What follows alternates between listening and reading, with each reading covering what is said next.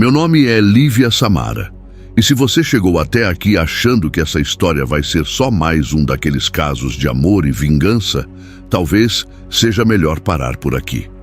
Porque o que eu vou contar não é invenção, não é exagero, não é conto de terror para dormir com medo. É a história da minha vida, uma história real. Mas antes de começar, deixo o meu conselho. Cuidado com homens que fingem ser crente. Eles não prestam. Não vale o que o gato enterra na areia. Eu nasci e fui criada no bairro de Piedade, na zona norte do Rio de Janeiro. Ali mesmo, entre a Rua Goiás e a Avenida Dom Helder Câmara, naquela quebrada de casinhas apertadas, onde todo mundo conhece todo mundo, cresci vendo o poder da minha família se espalhar pelo ar como fumaça de charuto. Meu sangue vem de gente forte, de linhagem fechada no Saravá, no Ebó, no sangue de galinha preta, na força do vodú trazido de longe, lá dos antigos. Minha mãe, minha avó e até minha bisavó, que eu não cheguei a conhecer, eram conhecidas como mulheres de fé, de magia, de trato com o invisível, gente que não mexe com brinquedo não, macumba pesada, coisa de fechar corpo, de cortar caminho, de chamar o que tá lá do outro lado. Mas veja bem, a gente nunca escondeu nada de ninguém, e mesmo assim, nunca fomos mal vistos, ao contrário. A nossa casa, naquela rua pequena e apertada, sempre foi conhecida como o lugar do acolhimento. Nunca nos faltou respeito, nem mesmo dos evangélicos da rua, porque minha família sempre foi assim, de ajudar. Quando a vizinha da frente ficou sem gás, foi minha mãe quem mandou um botijão novo. Quando o menino da esquina estava passando fome, foi minha avó quem bateu na porta com uma sacola de mantimentos. E todo ano, sem faltar um, a gente fazia a festa de Cosme e Damião para a criançada da rua inteira. Bala, bolo, sacolinha cheia, brinquedo, refrigerante. Até quem criticava a religião vinha pegar doce e agradecer. E não era por medo, não. Era por gratidão mesmo. Em 20 anos vivendo ali, nunca tivemos uma briga, uma ameaça, uma reclamação. Todo mundo sabia quem éramos e respeitavam. Porque nossa fé, por mais pesada que fosse, era também amor. Sou filha única. E sim, fui o xodó da casa. Meu pai, funcionário concursado do Banco do Brasil, era o mais careta da casa. Nunca se envolveu nos trabalhos espirituais, mas nunca se opôs. Amava minha mãe com um amor que eu juro por tudo que já vi nesse mundo. Era coisa de novela. Ele entendia e respeitava. E minha mãe, apesar de tudo, era doce, afetuosa e extremamente educada. Os dois eram meu espelho. Eu cresci cercada de amor, de cuidado, de comida também, porque vou te contar. Minha família é de gordinhos, gente boa de garfo e de alma. Minha avó materna, Dona Madalena, que morava com a gente, e sempre dizia: aqui a fartura vem do axé. Quem tem aliança com os espíritos nunca passa necessidade. E talvez fosse verdade, porque nunca faltou nada mesmo.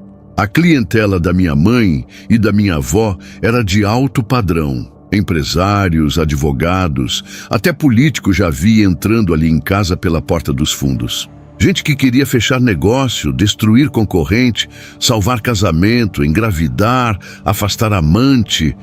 Era de tudo um pouco. Pagando bem, minha mãe dizia: até a alma responde. Mas apesar da minha criação cercada de feitiço, vela preta e despacho de encruzilhada, minha vida seguiu um caminho diferente. Talvez por vaidade, talvez por disciplina, ou talvez porque eu nasci com a inquietação no corpo. Desde os meus 12 anos eu já me preocupava com o espelho. Comecei a treinar cedo, musculação pesada, cardio em jejum. Aprendi a pesar comida, a contar calorias, a fazer marmita com tilápia e batata doce. Cozinhava minhas refeições da semana como se estivesse preparando um banquete para o rei. Tinha nutricionista, personal, fazia aeróbico como se minha alma dependesse disso. Porque no fundo, dependia. Geneticamente eu tinha tudo para ser uma obesa. Minhas tias são enormes, minha avó, meu avô, meu pai, tudo gente grande. Mas eu lutei contra meu destino com cada gota de suor na esteira. E deu certo. Aos 19 anos, eu estava no auge da minha forma. 1,68 m, 54 quilos, barriga trincada, perna grossa, cintura fina. Onde eu passava, os olhares me seguiam. E não eram só olhares de desejo, não. Tinha admiração, tinha inveja, tinha gente que me chamava de musa da rua. E mesmo com toda essa aparência, eu era uma menina tranquila. Não era de farra, nem de rodar homem. Sonhava em casar, ter uma família. Queria um amor bonito como o dos meus pais. Alguém que me respeitasse, que me amasse por dentro e por fora. E foi aí. Foi justamente aí que ele apareceu. A casa ficava exatamente uns 50 metros do portão da minha casa. Um dia, do nada, a placa de vende-se sumiu e pouco depois chegaram os novos donos. Uma família pequena, discreta, que ninguém sabia de onde tinha vindo. O sobrenome deles era Batista da Silva. Eram em 4. O pai, seu Armando, um homem calado, alto, sempre de camisa social abotoada até o último botão, parecia que não suava nem em dia de sol de 40 graus. A mãe, Dona Ruth, muito séria, sempre com saia abaixo do joelho, cabelo preso num coque, rosto sem maquiagem, mas uma presença forte, quase autoritária. A filha, Noemi, devia ter uns 13 ou 14 anos, vivia com a Bíblia debaixo do braço e fone de ouvido nos ouvidos. Parecia viver num mundo à parte. E ele era o primogênito. O nome dele era Enzo Rafael. E foi quando eu o vi pela primeira vez que tudo começou. Era uma quarta-feira, 6 da tarde, horário em que eu sempre saía para treinar. Estava com meu short de academia, top e aquela garrafinha de água que não largava por nada. Passei pelo portão da casa nova sem nem pensar, até que o vi. Ele estava no quintal, regando umas plantas, como se estivesse fazendo aquilo por obrigação. Era alto, devia ter 1,80 m e pouco, corpo forte, largo, daqueles que você percebe que tem força até parado. Moreno de pele dourada, cabelo liso e escuro, e um rosto que misturava traços indígenas com alguma coisa que eu não sabia explicar. Era bonito, de um jeito bruto, natural. Olhou para mim e eu olhei para ele. Por uns 2 segundos, o mundo parou. Meu coração disparou como se eu tivesse feito uma série de agachamento com 200 quilos nas costas. Aquilo foi um choque.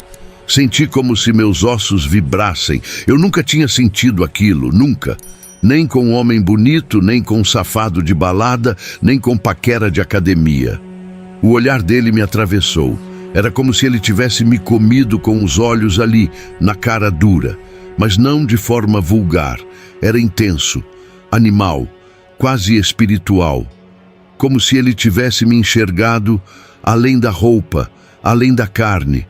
Como se tivesse visto algo que nem eu mesma sabia que existia dentro de mim. Passei direto, fingi costume, mas por dentro eu estava em pedaços, atordoada. Meu treino naquele dia foi um desastre. Eu só conseguia pensar nele, e nos dias seguintes, eu comecei a observar mais, a prestar atenção na rotina da casa. Sabia os horários que ele saía, os horários que voltava. Descobri que ele fazia cenaia à noite. Não era muito de conversar com vizinhos, mas era sempre educado. Cumprimentava, abaixava a cabeça, sorria de canto. Aos poucos fui percebendo. Ele era diferente dos outros caras, e isso me consumia ainda mais. Por meses foram só olhares, silenciosos, intensos, inquietos. Ele me olhava, eu olhava de volta. E depois fingíamos que nada tinha acontecido. Era uma dança muda, um flerte contido, uma provocação que só nós dois entendíamos. Até que um dia o destino empurrou a situação. Eu estava voltando do treino suada, cansada, de cabelo preso e com a mochila nas costas, quando o vi parado na calçada, em frente ao portão da casa dele, com um cachorrinho no colo. Era um Shih Tzu filhote, coisa mais fofa. Não pensei 2 vezes. Meu coração estava na boca, mas a vontade de falar com ele foi mais forte. Me aproximei, dei um sorriso e soltei. Oi, boa tarde. Ele me olhou sem pressa, com aqueles olhos que pareciam saber de tudo, e respondeu com a voz baixa, grossa, quase rouca. Boa tarde. Tomei coragem. Se eu não puxasse conversa ali, ia morrer me remoendo depois. Perguntei do cachorro. Perguntei se estavam gostando do bairro, se estavam se adaptando. Ele respondeu com calma, com educação. Não era de falar muito, mas parecia que queria. E, para minha surpresa, a conversa foi se esticando. Virou papo de minutos. Depois de quase meia hora ali na calçada, os dois em pé, eu percebi que alguma coisa tinha acendido entre nós. Uma faísca, um calor, um desejo escondido atrás da timidez dele e da minha ousadia disfarçada.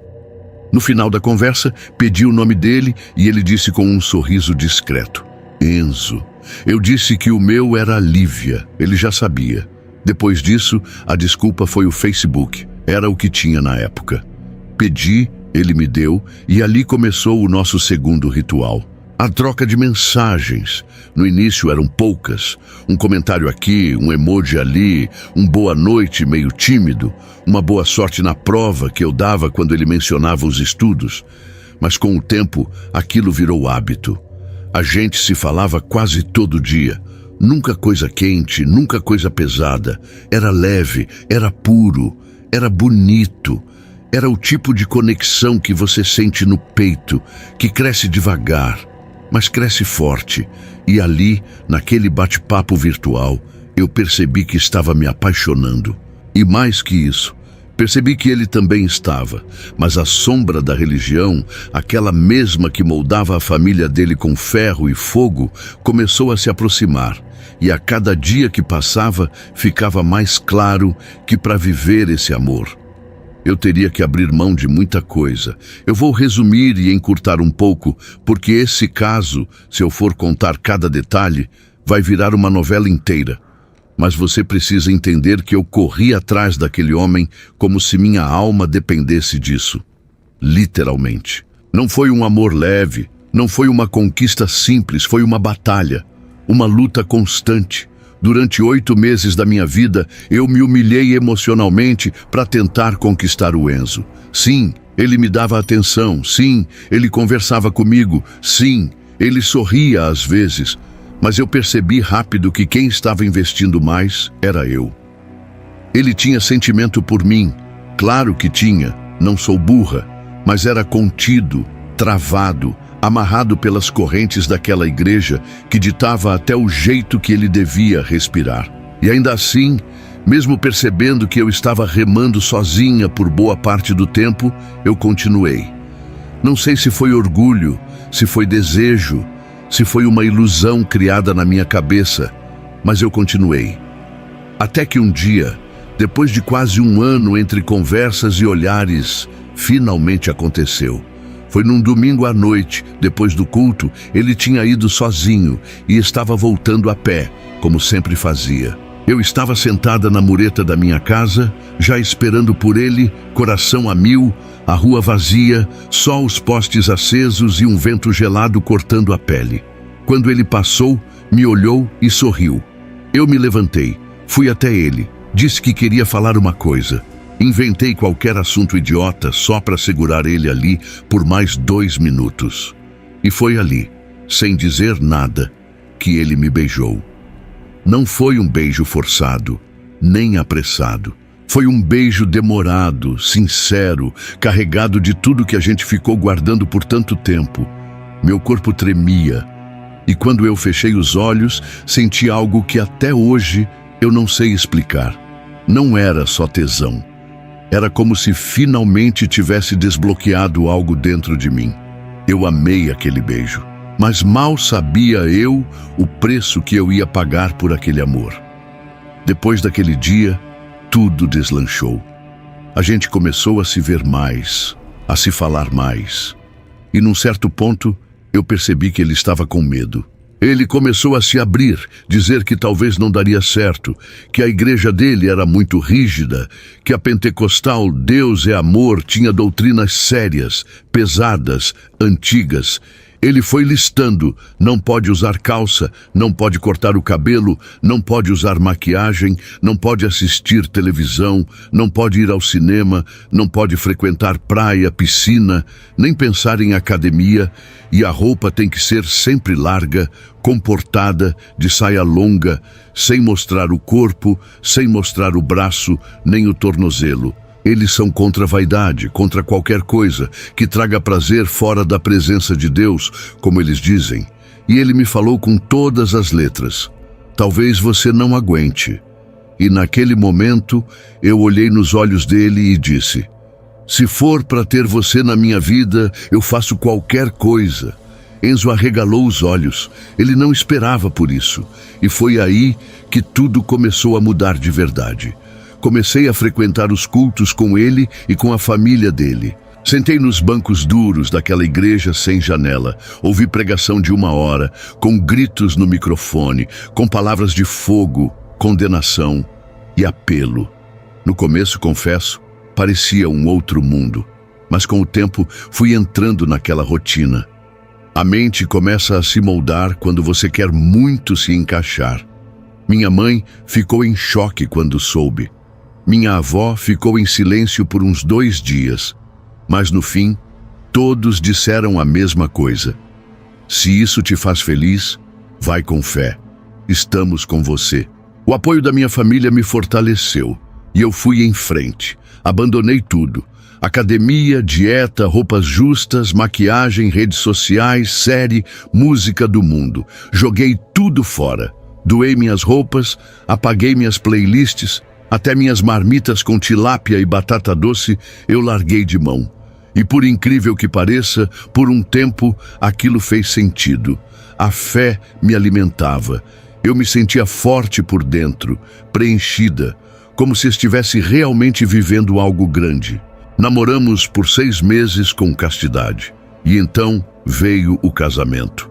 Ele já tinha terminado o curso técnico no Senai e conseguiu um emprego como auxiliar de produção. Alugamos uma casinha simples ali mesmo no bairro de Piedade e começamos a nossa vida de casal.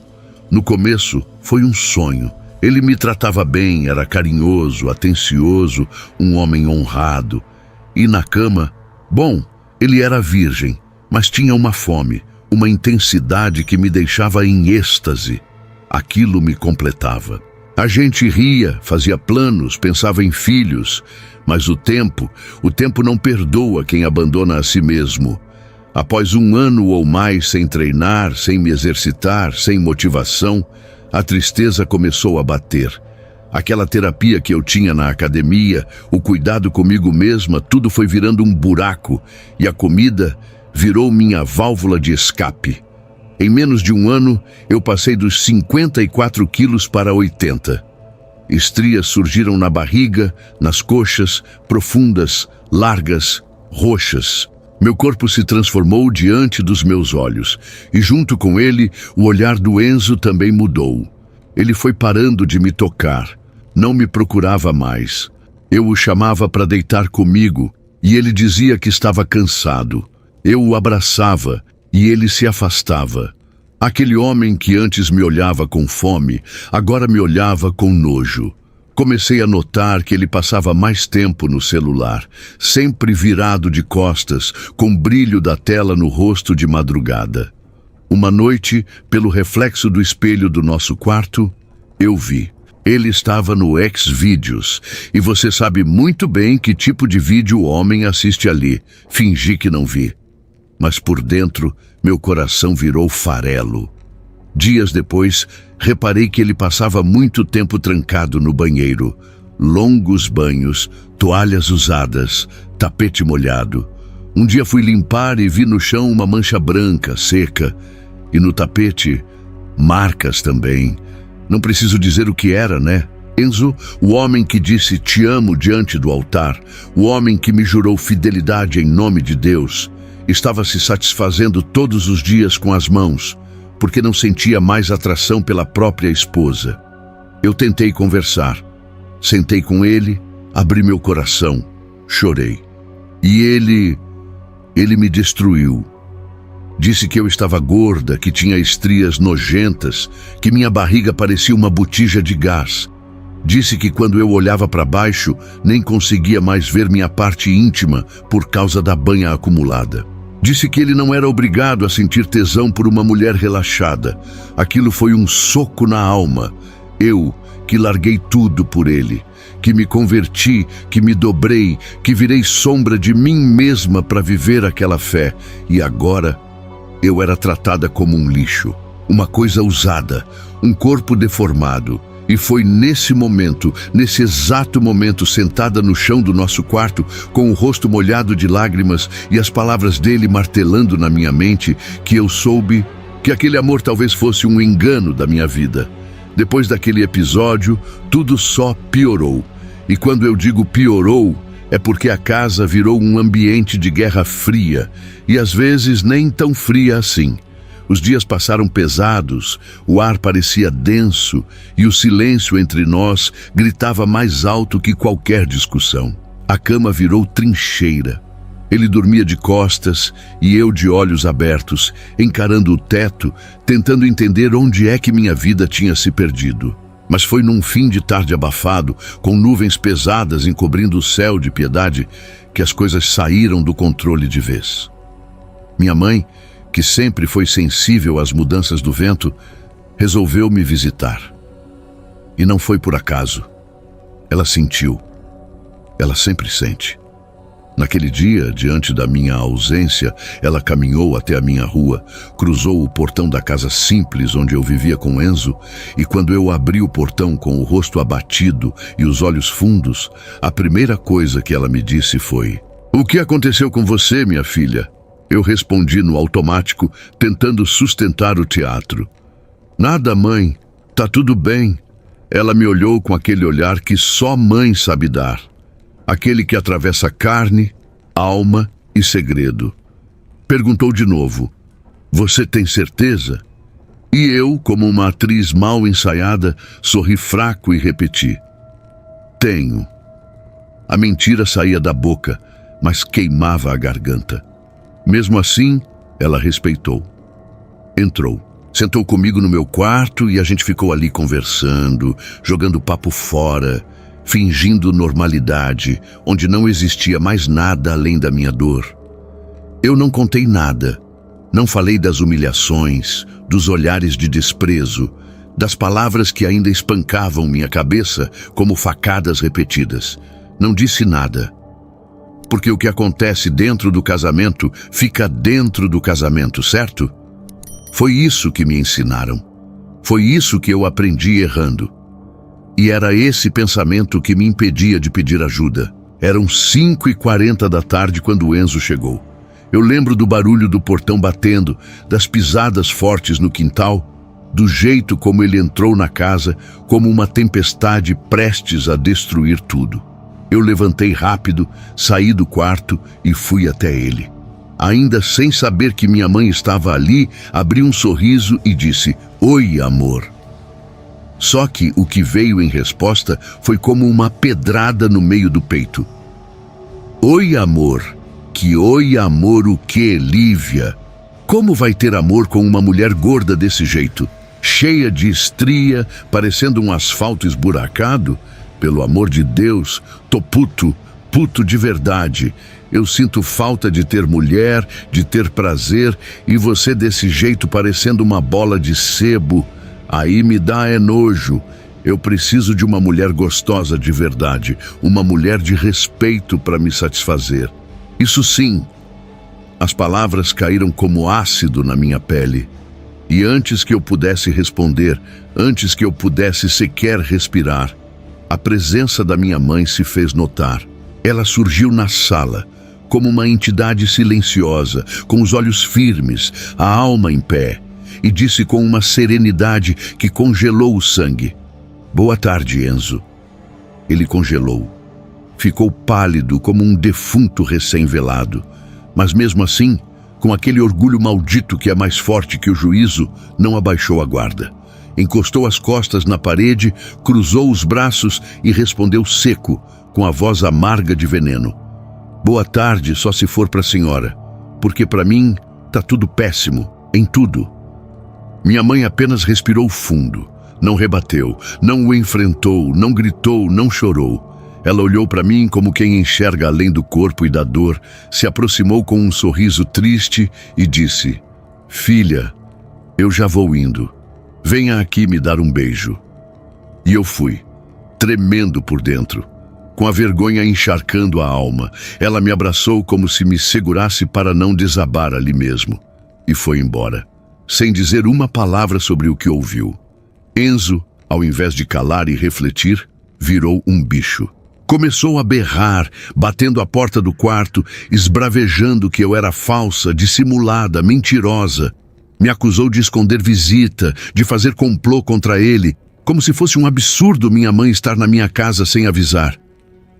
"Você trouxe ela de propósito, não foi? Para me pegar no pulo. Tá querendo me expor. É isso? Vai começar com essas artimanhas agora? Achando que eu sou idiota? É." Eu ali, em pé no corredor, me sentia menor que o chão. Tentei falar, tentei explicar, tentei dizer que minha mãe apareceu de surpresa, que não tinha intenção nenhuma de criar conflito. Mas ele não ouvia. Ele gritava, apontava o dedo na minha cara, chamava de ingrata, de falsa, de desrespeitosa. E foi nessa hora que eu senti. Senti algo dentro de mim estalar, como se uma linha tivesse arrebentado. Eu não chorei, não pedi desculpas, não implorei. Só fiquei ali parada, ouvindo o homem por quem eu tinha largado tudo, me cuspir no rosto palavras que feriam mais do que soco. E naquela noite, quando ele dormiu, roncando alto como se nada tivesse acontecido, eu fiquei sentada na beira da cama, olhando para a parede mofada do quarto e repetindo para mim mesma em silêncio: "Isso não é amor, isso é tortura, isso é castigo." Depois daquele dia em que minha mãe apareceu lá em casa e presenciou com os próprios ouvidos as humilhações que Enzo me fez passar, tudo mudou. Mas não mudou de um jeito visível, não naquele momento. Eu continuei vivendo naquela casa como se nada tivesse acontecido, como se eu não estivesse aos pedaços por dentro. Mas minha mãe saiu de lá calada, sem discutir, sem dar sermão. Ela sai pelo portão e foi para casa. E levou junto a dor que sentiu por ver sua única filha sendo tratada como um nada. O que eu não sabia era que assim que ela chegou em casa, contou tudo à minha avó. Dona Madalena, minha rainha-mãe, mulher forte, firme, de fé antiga e sangue de encruzilhada. Mesmo já com certa idade, ainda era temida e respeitada por todos, tanto no plano físico quanto no espiritual. As duas, minha mãe e minha avó, sem me consultar, sem pedir opinião, decidiram que não iam ficar de braços cruzados vendo o sofrimento da filha única da família. Eu entendo, eu compreendo. O sangue chama, e nenhuma mãe aguenta ver sua filha ser pisada e humilhada por homem nenhum. Elas não queriam a morte de Enzo, mas decidiram que iam acabar com a imagem dele, ou melhor, sua aparência. Iam destruir o orgulho, a vaidade, a soberba. Iam fazer com que ele sentisse na pele, ou no que restasse dela, o peso de cada palavra cruel que me lançou. E naquela mesma noite, a sexta-feira, elas saíram de casa, sem falar nada para ninguém. À meia-noite em ponto, minha mãe e minha avó entraram no cemitério de Inhaúma, no subúrbio do Rio de Janeiro, lugar antigo, cercado de lendas, um dos pontos mais carregados espiritualmente da cidade. Elas fizeram o ritual. Até hoje, minha mãe não me contou todos os detalhes. Só sei o básico. Usaram pólvora, terra de cemitério, osso de defunto, vela preta, cachaça e muito fogo. E fizeram tudo no pé de uma tumba aberta, uma sepultura que, segundo minha avó, já tinha sido palco de outros trabalhos de vingança há anos. Ela só disse uma coisa: Lívia, o que foi feito foi selado com sangue e fogo. Agora deixa a entidade cobrar a conta. Passou-se uma semana e foi aí que as coisas começaram a acontecer. Enzo, do nada, foi promovido no trabalho, algo que ele queria há tempos. Comemorou como se tivesse ganhado na loteria. Mandou mensagem para os amigos, mas só convidou a própria família para um churrasco de comemoração. Eu, claro, fui. E naquele dia ele me tratou como uma rainha. Como se nunca tivesse me chamado de gorda, de estragada, de botijão de gás. Como se não tivesse me olhado com nojo tantas vezes. Mas para mim, aquilo já não fazia diferença. Eu estava morta por dentro. Minhas emoções já tinham sido enterradas e o amor que eu sentia por ele já tinha virado um corpo gelado estendido dentro de mim. Mas o universo não esquece.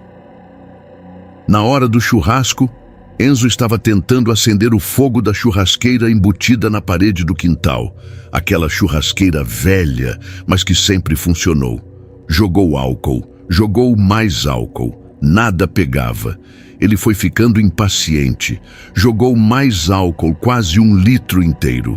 E quando ele se inclinou com o corpo dentro da churrasqueira, riscou o fósforo e jogou mais próximo, como quem desafia o destino. Foi como se o inferno tivesse aberto a boca bem ali. Um arco de fogo, uma labareda viva, uma explosão silenciosa, mas brutal. O fogo lambeu a cara dele com força, como se tivesse vida própria.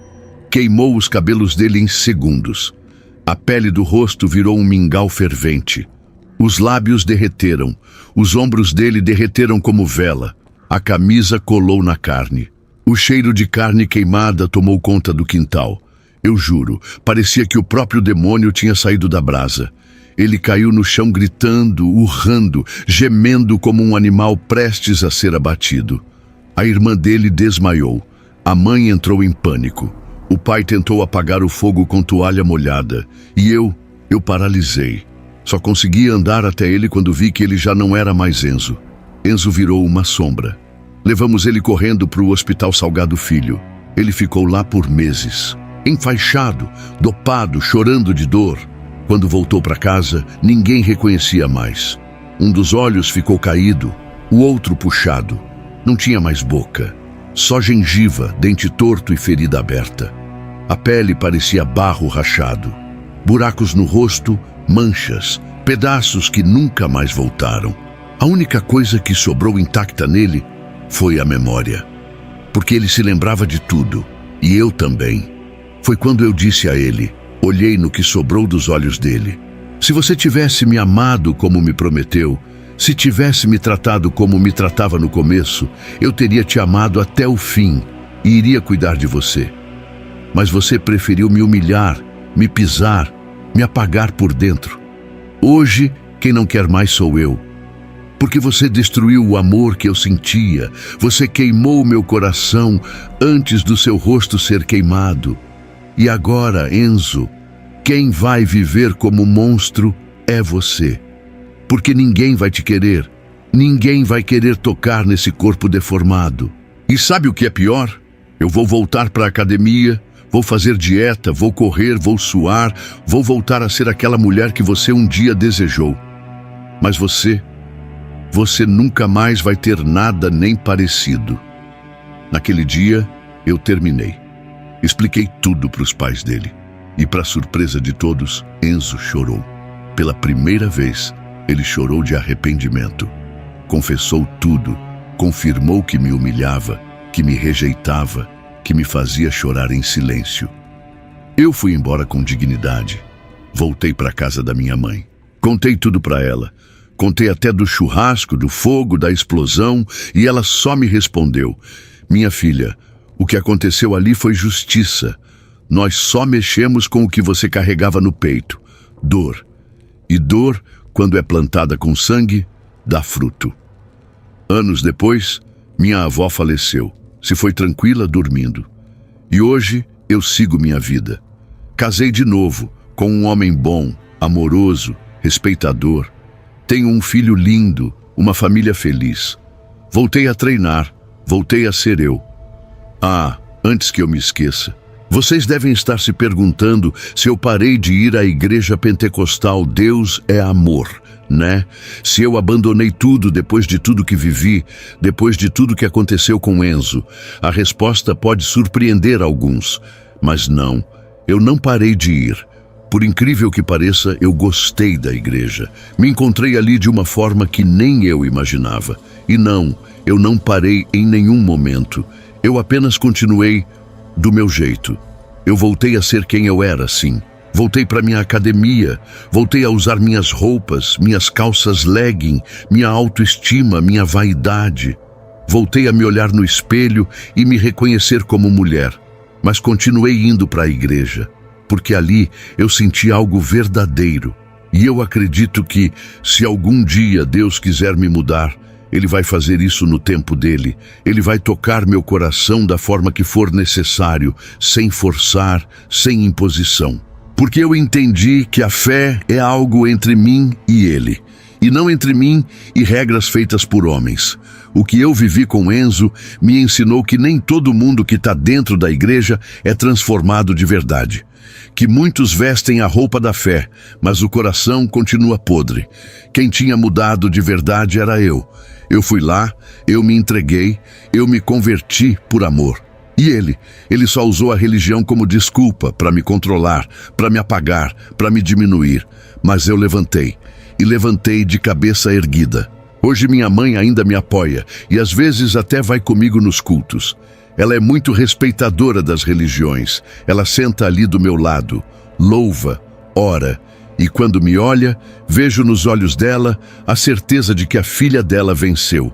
Essa é a minha história, real, dolorosa, cheia de marcas. Uma história de amor, de humilhação, de vingança, de justiça espiritual e principalmente de renascimento. Eu passei pelo fogo, literalmente. Vi a destruição de quem tentou destruir a minha essência. Mas eu sobrevivi e hoje eu sou mais forte. Que a história de Enzo sirva de lição para quem acha que pode pisar em alguém e sair ileso. E que a minha história sirva de força para toda mulher que está aí, calada, sofrendo dentro de casa, com medo, com vergonha. Levanta, reage, porque ninguém veio ao mundo para sofrer. A gente veio para brilhar. Essa é a minha história.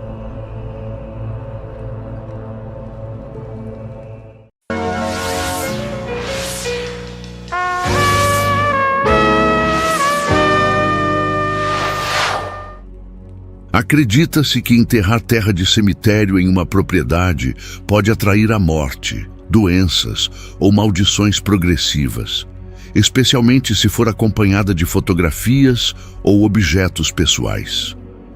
As pessoas que praticam bruxaria ganharão uma fama muito ruim. E entendo, porque muitas usam isso apenas para fazer o mal, para obrigar os outros a fazerem coisas que não querem. Mas o resto da bruxaria é algo que pode até salvar vidas. Só que preciso começar a contar desde a minha época de estudante. Foi mais ou menos no ensino médio que comecei a me interessar por esse tema do esoterismo. E não foi exatamente por acaso. Em uma ocasião, fui com meu grupo para uma excursão. Perto de onde estávamos, havia uma feira. E os professores nos deixaram passear por algumas horas. Em um dos muitos estandes, havia uma mulher que lia cartas. Quando parei para olhar o que ela vendia, ela me disse que eu tinha o dom para realizar aqueles atos e que não deveria desperdiçá-lo, pois ela podia sentir o quão forte eu poderia ser. Claro que naquele momento eu não acreditei. E como meus amigos e outros jovens que estavam por perto começaram a rir, não quis fazer nada. Mas por causa disso, comecei a pesquisar mais sobre o assunto. Minha melhor amiga na época era a Gabi. Apesar de ter sido uma das que riu naquele dia, quando viu que eu estava me interessando de verdade pelo tema, ela parou de zombar, começou a me apoiar. E as duas passamos a praticar algumas coisas de bruxaria. No começo, era tudo bem inocente. Coisas que a gente achava na internet. Alguns rituais de manifestação, seja para o amor ou para tirar uma boa nota numa prova. Eu diria que isso nos uniu muito. E claro, aquela fase da adolescência é cheia de momentos em que a gente acredita que as pessoas ao nosso redor vão estar na nossa vida para sempre, que serão amigas para a vida toda. A gente não era diferente. Dizíamos uma à outra que seríamos madrinhas dos filhos da outra. Ela sempre falava que sonhava em ter uma menina e que o nome seria Kelly. Chegamos ao ponto de fazer um tipo de ritual que me ligava a esse futuro bebê dela. Sei que parece bobagem, mas na época era algo que fazia a gente sentir que estaríamos para sempre nos caminhos uma da outra. Mas como muitos sabem, nem sempre é assim. E não estou falando de brigas ou traições. Às vezes, a vida simplesmente te leva por caminhos diferentes. E foi isso que aconteceu com Gabi e comigo. Ficamos em faculdades diferentes, estudamos coisas diferentes e acabamos morando em cidades diferentes. Não brigamos, só fomos nos distanciando. De vez em quando a gente se cumprimentava pelas redes sociais, mas fora isso, praticamente não tínhamos mais nada em comum. Eu, pessoalmente, não terminei a faculdade e acabei me dedicando completamente à bruxaria. Era com isso que eu trabalhava e não estava me saindo mal. E como não quero que pensem que estou contando isso para fazer propaganda, não vou dizer quem sou nem onde fica meu local de trabalho. Um dia, enquanto dormia, acordei com uma sensação muito estranha.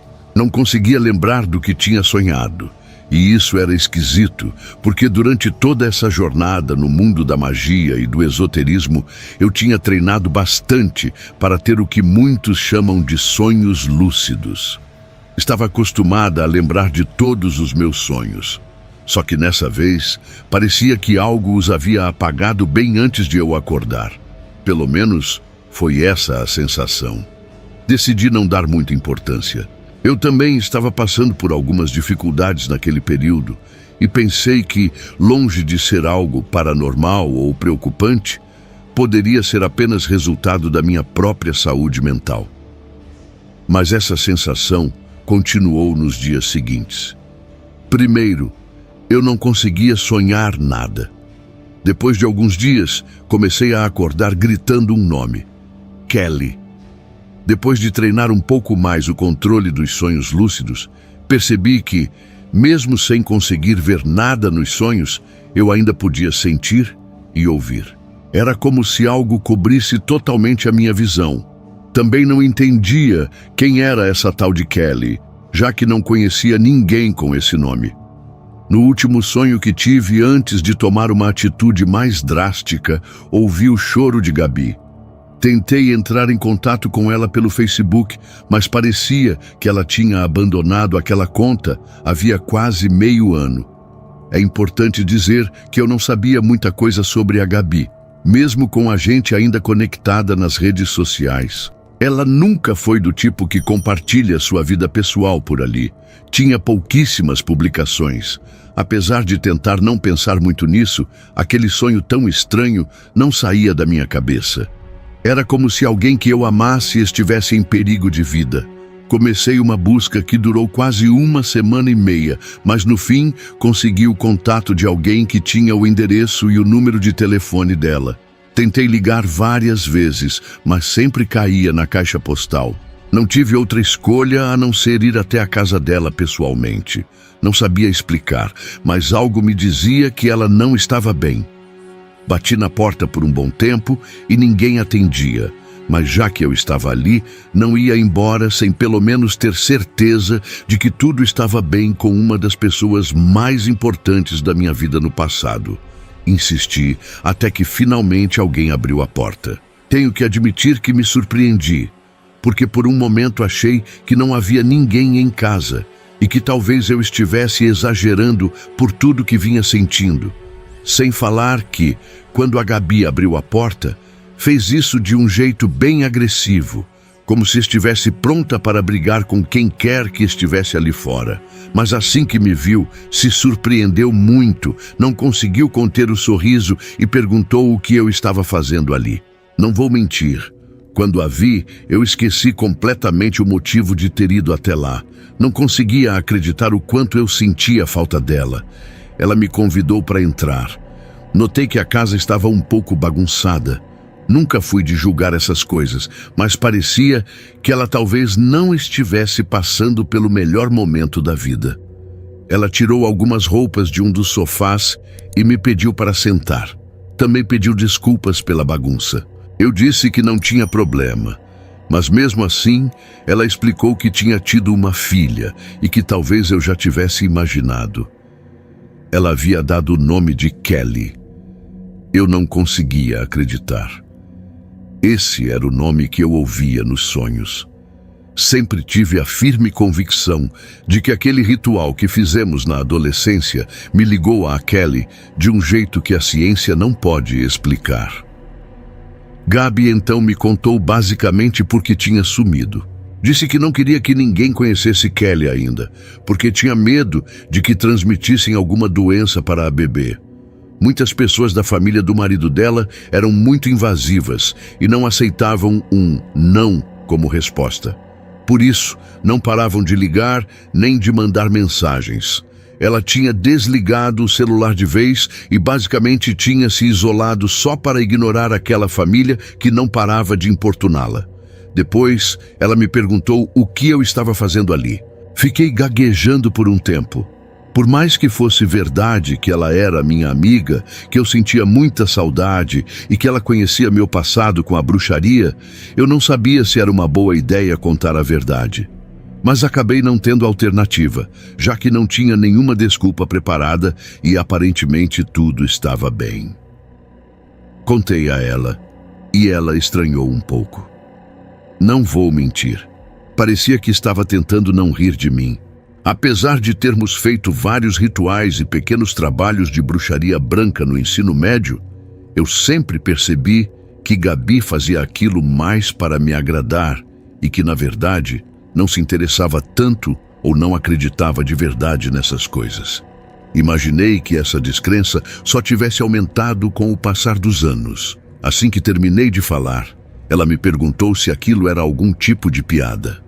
Respondi que não, que eu não tinha provas nem nada concreto, mas garantia que tinha tido aqueles sonhos e que talvez a filha dela estivesse em perigo. Por isso, queria me certificar de que não fosse o caso. Acho que foi porque ela me viu tão alterada, tentando convencê-la de que o que eu dizia era real, que tentou me acalmar.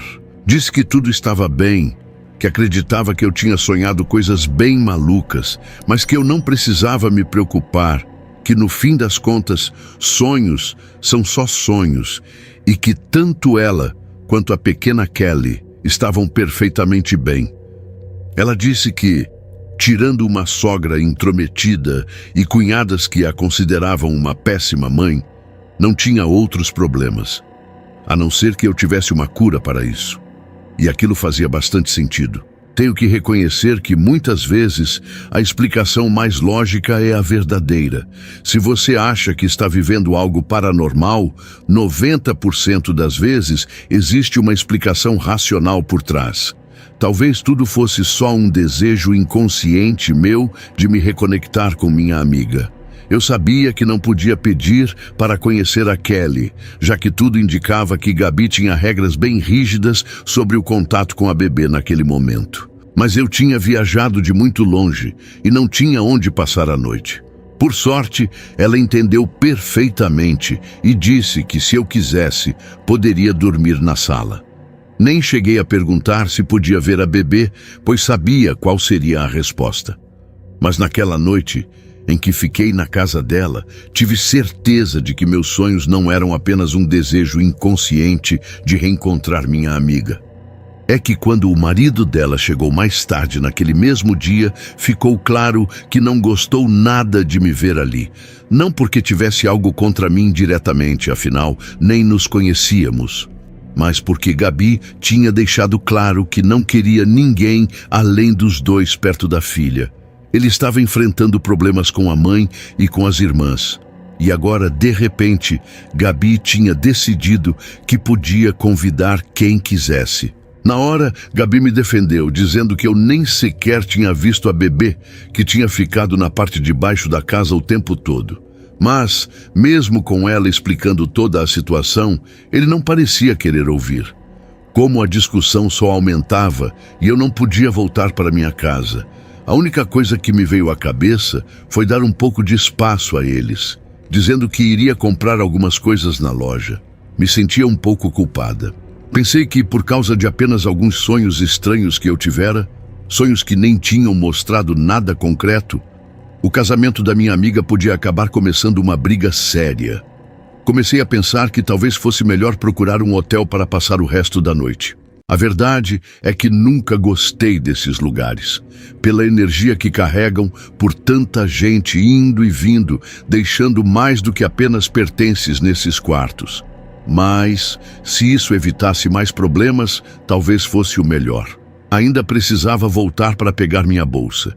E enquanto caminhava de volta para a casa da minha amiga, fui praticamente interceptada por duas mulheres que eu não conhecia.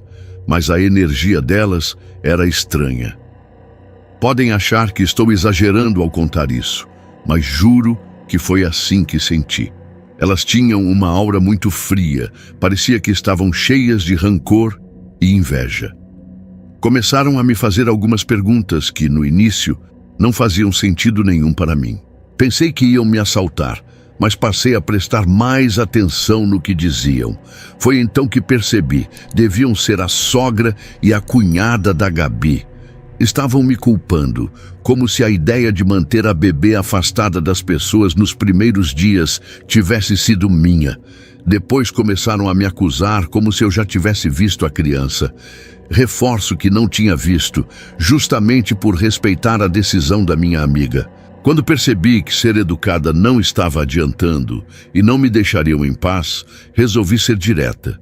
Disse que não me interessava nada do que tivessem para falar e que, se tivessem algum problema, que falassem diretamente com a Gabi ou com o marido dela, porque eu não tinha nada a ver com aquilo.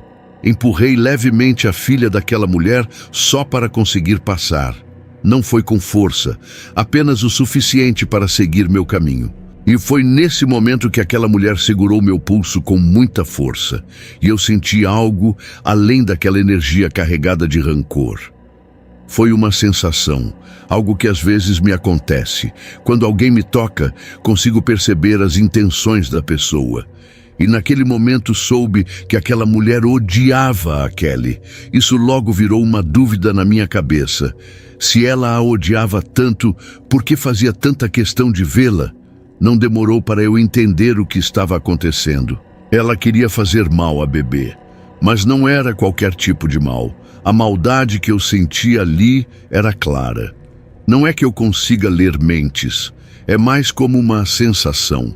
Quase como se por um instante eu conseguisse sentir o que a outra pessoa sente.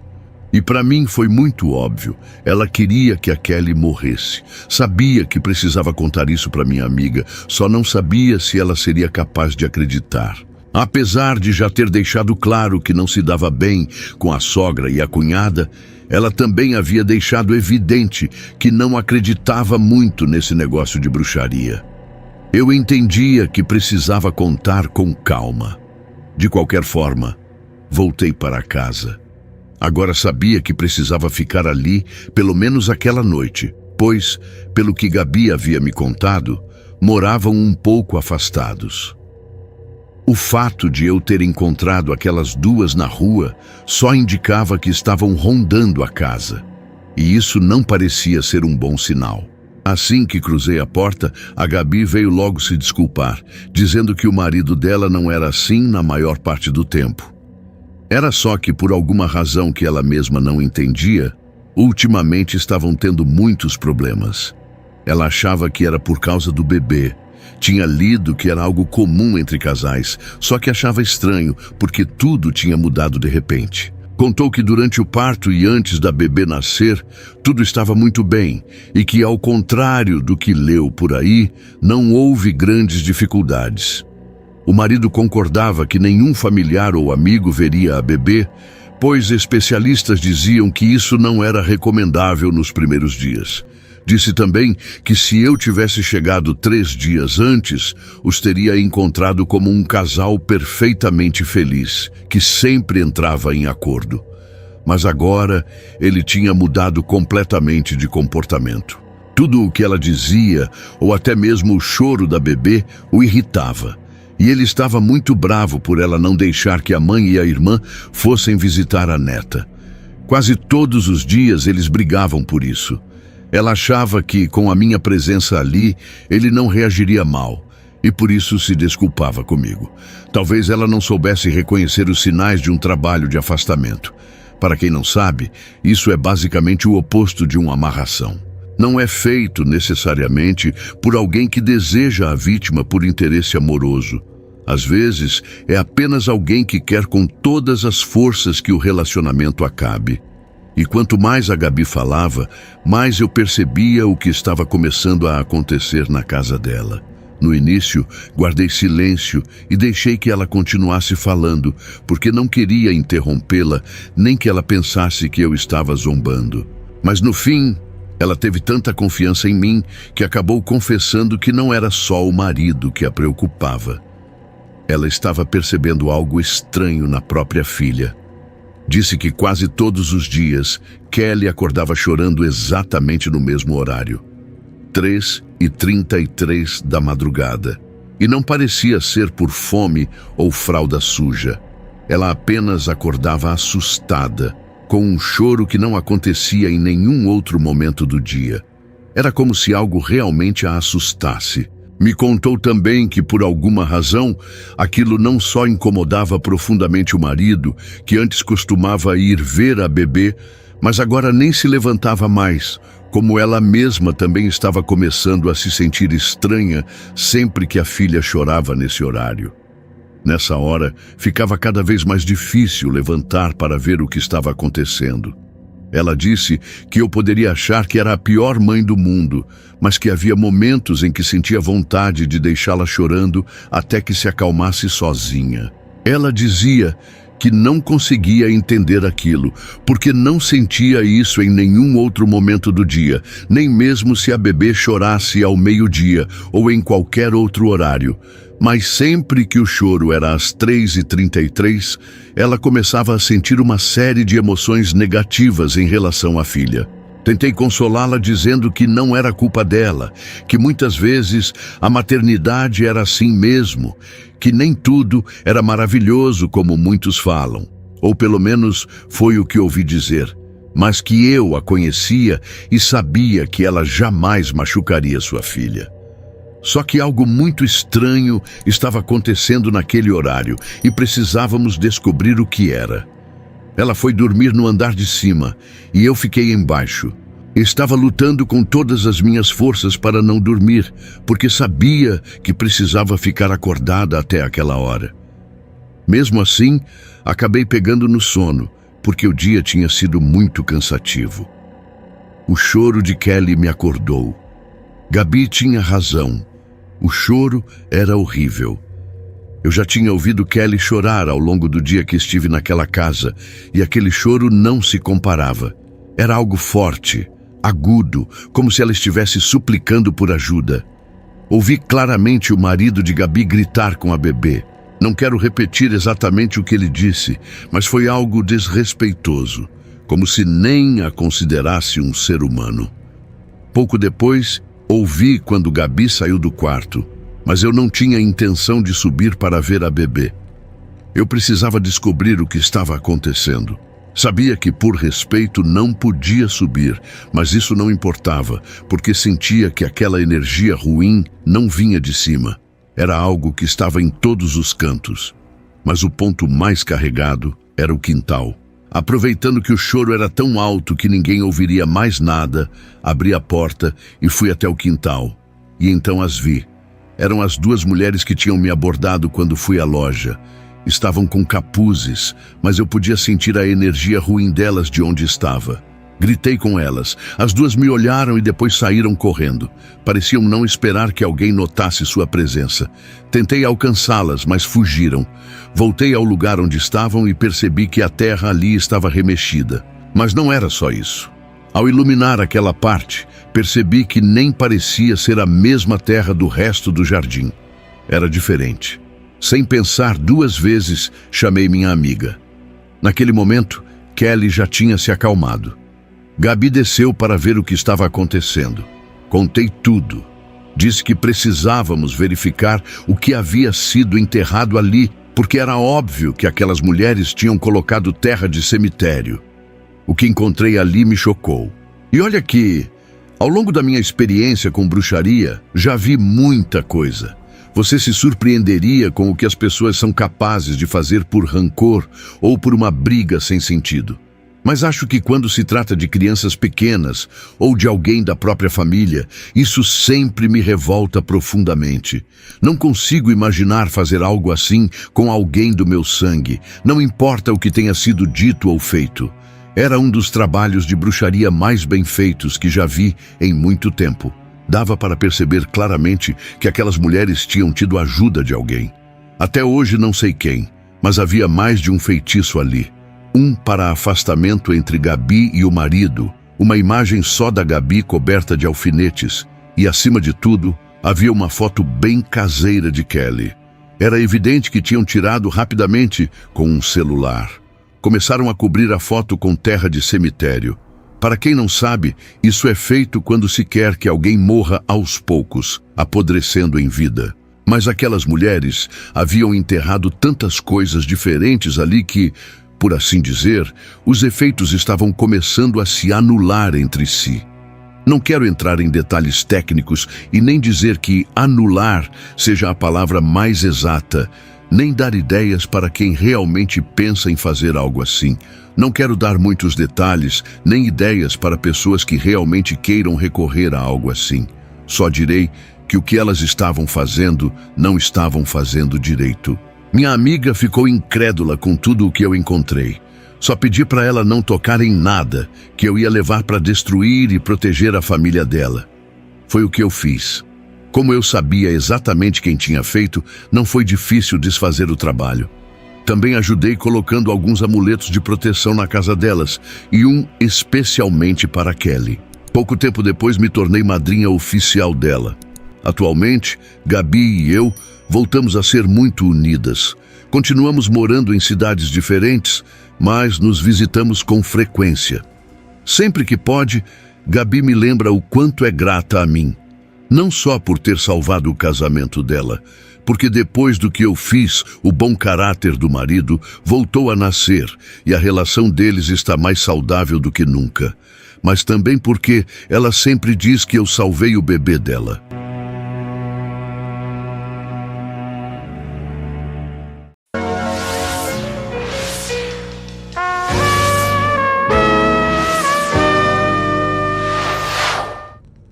Esta história que queremos contar é uma experiência 100% real, que aconteceu comigo e com minha esposa há alguns anos, motivada pela necessidade financeira e pela angústia de não ter recursos para resolver problemas graves, como a saúde de um filho. Tudo começou quando comecei a trabalhar em uma empresa como mais um dos contadores. Por sorte, nesse lugar conheci grandes amigos, bons chefes e até hoje mantenho a amizade e o carinho deles. Mas o mais importante de tudo é que nesse lugar conheci a pessoa com quem compartilharia toda a minha vida, que se tornou não só minha esposa, mas minha companheira de vida e cúmplice das minhas loucuras. Nosso relacionamento foi muito normal. Tivemos problemas como qualquer casal, mas soubemos lidar com eles sem grandes dificuldades, até decidirmos nos casar. Apesar de também sermos colegas de trabalho, sempre tivemos uma ótima comunicação e nunca misturamos o trabalho com a vida pessoal. Nosso salário não era pouco, mas também não era muito. Ganhávamos bem e, de vez em quando, tínhamos outros benefícios. Com o passar dos anos, as coisas começaram a ficar complicadas.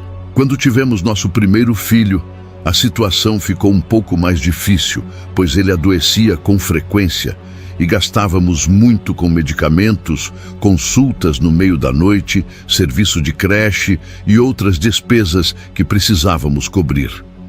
Naquela época, ainda não passávamos tanto aperto porque tínhamos uma gaveta com dinheiro guardado ao longo dos anos. Quando a situação apertava, pegávamos dinheiro dali sem grandes problemas. O problema foi quando as coisas começaram a piorar de verdade e o dinheiro da gaveta acabou. A partir daí, sempre que surgia uma emergência, tínhamos que tirar da nossa quinzena, o que nos deixava no sufoco no fim do mês.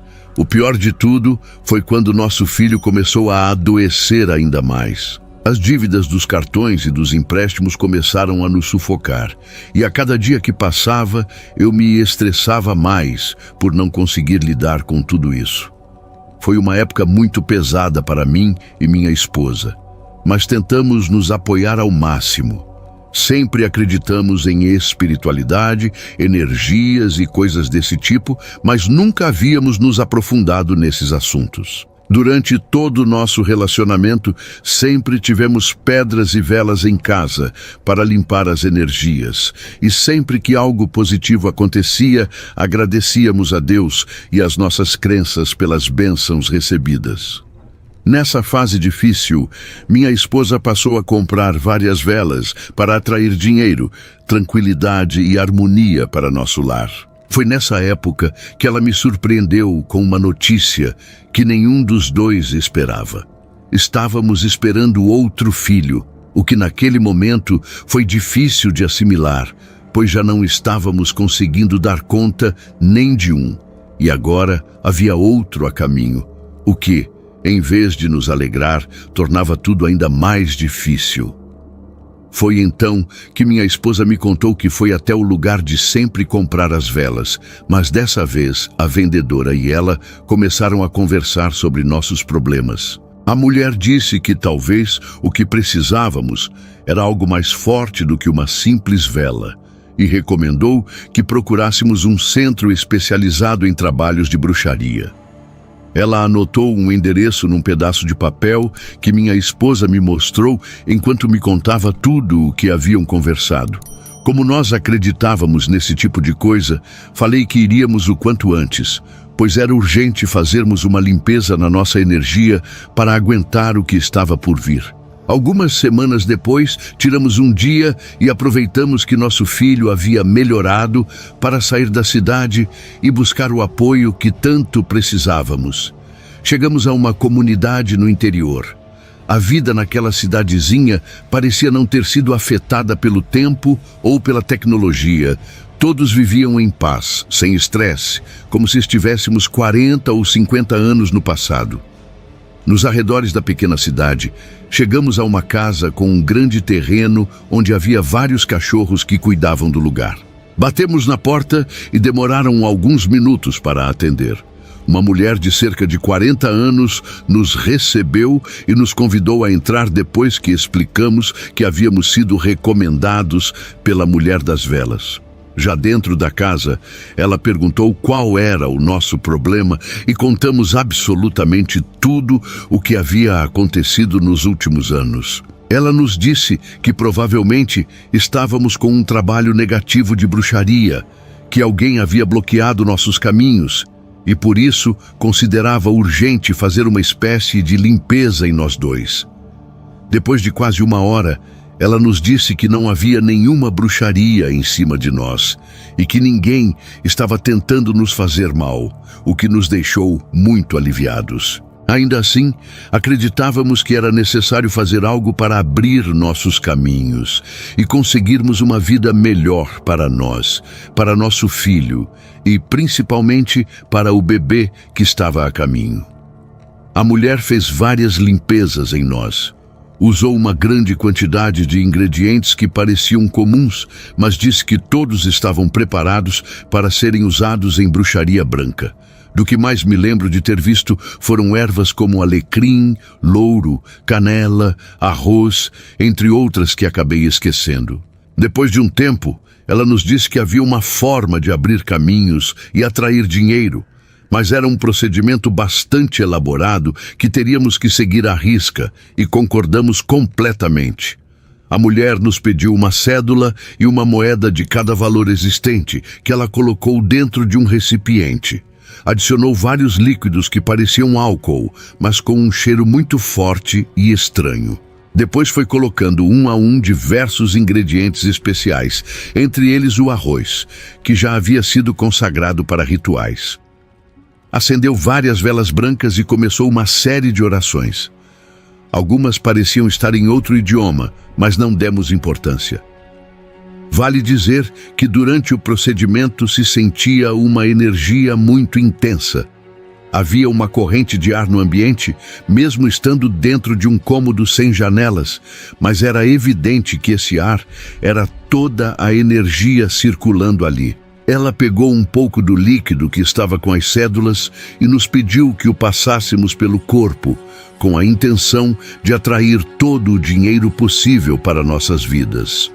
Ao mesmo tempo, a mulher esfregava nosso corpo e aplicava óleos. Esse ritual durou pouco mais de 30 minutos, durante os quais precisávamos imaginar dinheiro e saúde para nossos filhos.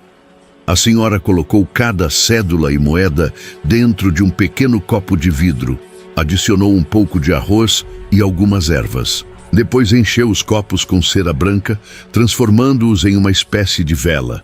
No final, tínhamos 12 velas especiais, que devíamos acender uma a cada primeira noite da semana, exatamente à meia-noite, ao mesmo tempo em que fazíamos uma oração que ela havia escrito para nós em uma folha de papel.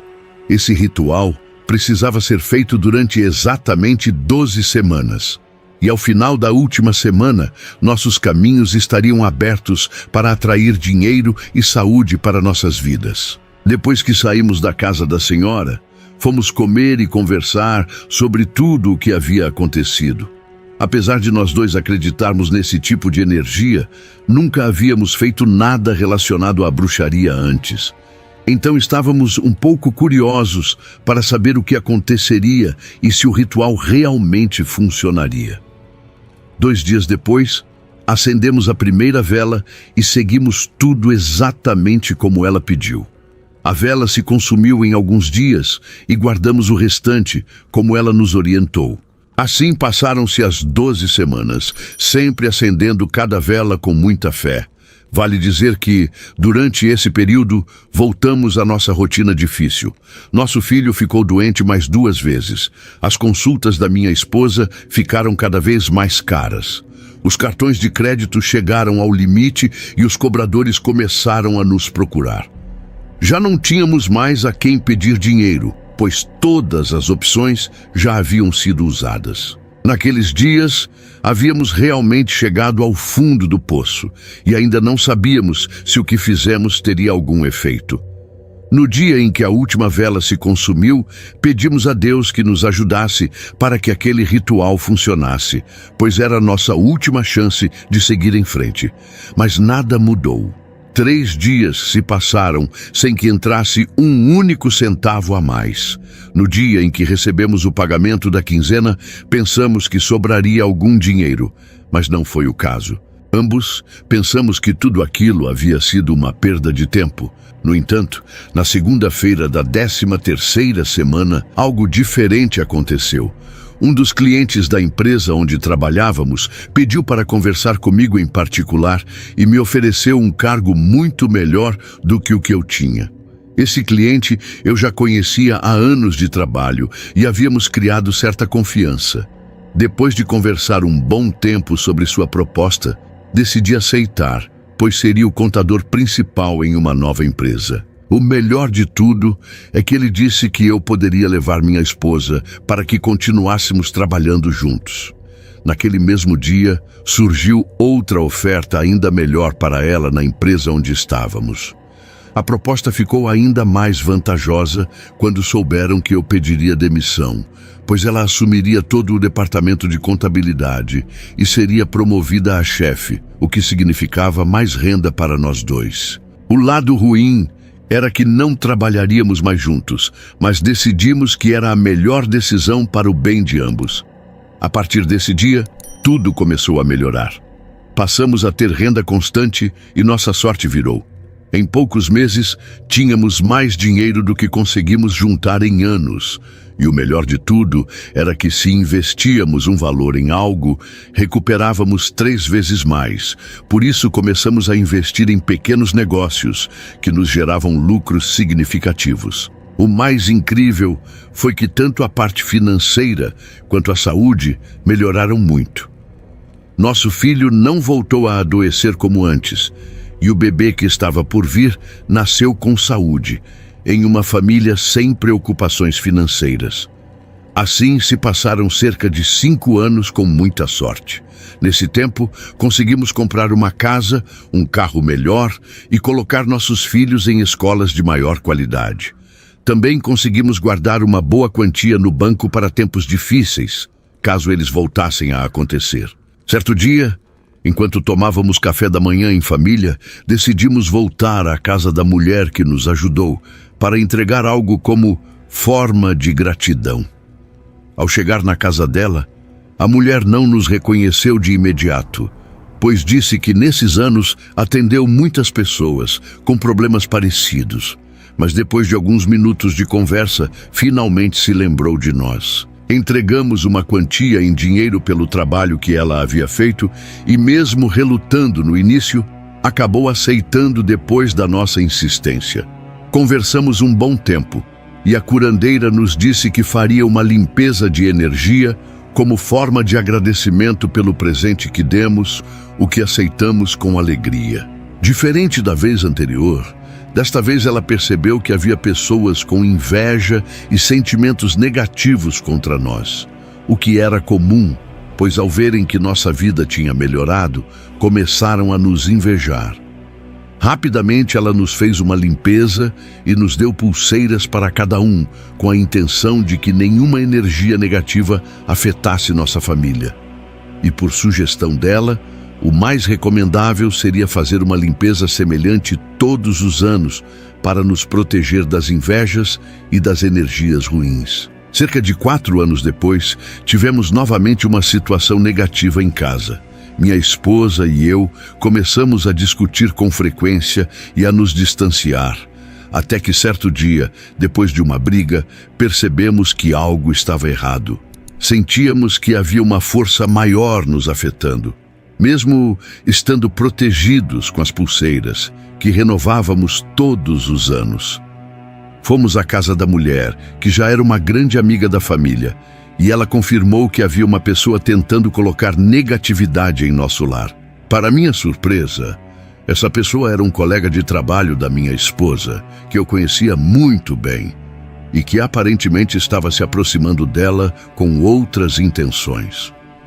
Minha esposa disse que tinha notado essa aproximação, mas nunca pensou que fosse com segundas intenções e garantiu que não tinha interesse nenhum nele. Decidimos eliminar essa negatividade antes que prejudicasse a família. A mulher fez uma proteção para minha esposa e lhe deu um pequeno frasco com um líquido de cheiro estranho. Pediu que ela borrifasse na sala onde trabalhava para afastar aquele homem, que só carregava más vibrações. 1 mês depois, o homem pediu demissão da empresa por motivos de saúde que precisava cuidar, o que foi um alívio para nós. Atualmente, minha esposa decidiu se dedicar aos cuidados dos nossos filhos, já que não temos mais necessidade de trabalhar. Eu também deixei meu emprego, pois hoje administramos uma empresa que é nossa e da qual tiramos uma renda muito alta. Toda a nossa vida mudou para melhor, sem fazer mal a ninguém. Tudo o que fizemos foi ter fé e acreditar nesse tipo de energia.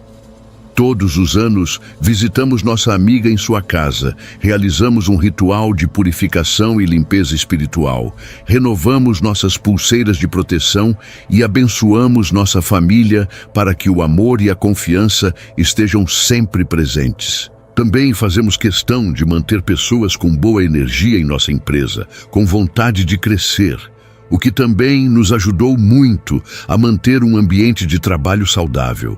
Mas foi então, meses depois da última visita à curandeira, que tudo começou a mudar. Novamente, Numa madrugada gelada de segunda-feira, fui acordado por um barulho estranho na frente da nossa casa.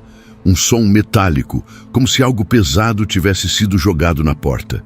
Abri a janela com o coração acelerado e à luz fraca do poste da rua, vi uma silhueta escura correndo em direção ao mato. Desci com pressa e, ao abrir a porta, senti um calafrio tomar meu corpo inteiro. Bem no centro da entrada, havia a cabeça de um bode negro, ainda quente, com sangue escorrendo pela língua pendurada. Os olhos estavam abertos, vidrados, fixos, como se estivessem olhando direto para mim. Mas o pior estava dentro da boca do animal. Um pedaço de papel grosso e amassado, sujo de sangue seco. Com as mãos trêmulas, tirei o papel e o abri. 3 nomes estavam escritos ali, com algo que parecia sangue humano. O nome da minha esposa e dos nossos 2 filhos. Do lado da cabeça do bode, alguém havia acendido 7 velas pretas, formando um círculo mal traçado. Dentro do círculo havia uma mistura nojenta de ossos queimados, penas de aves e cabelos humanos trançados com arames enferrujados. O cheiro era insuportável, como carne apodrecida misturada com enxofre e ferrugem. Vomitei na hora. Chamei minha esposa.